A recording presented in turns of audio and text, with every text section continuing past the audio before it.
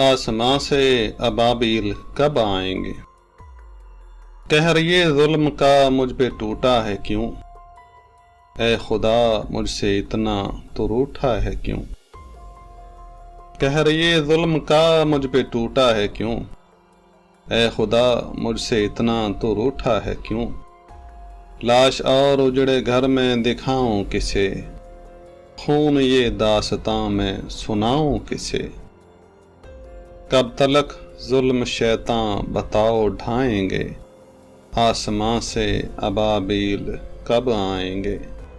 آسماں سے ابابیل کب آئیں گے؟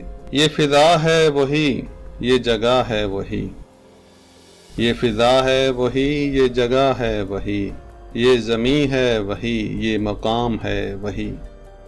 بیٹھے براق پہ ساتھ جبریل کے، بیٹھے براق پہ ساتھ جبریل کے، رات آدھی ڈلے آئے تھے جب نبی۔ ایک مصلی بچھایا زمیں پر میرے، اور سب انبیاء بن گئے مقتدی۔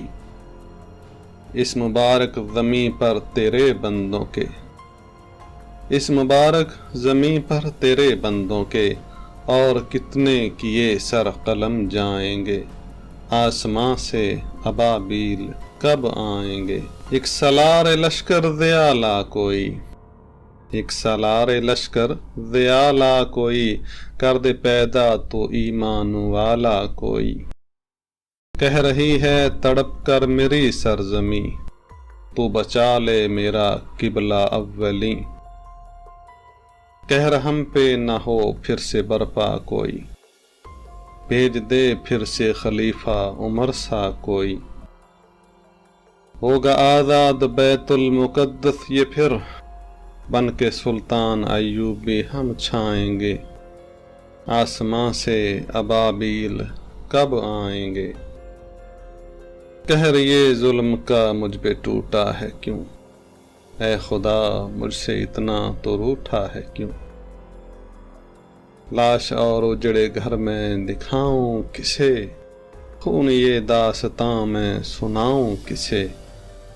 کب تلک ظلم شیطاں بتاؤ ڈھائیں گے، آسماں سے ابابیل کب آئیں گے؟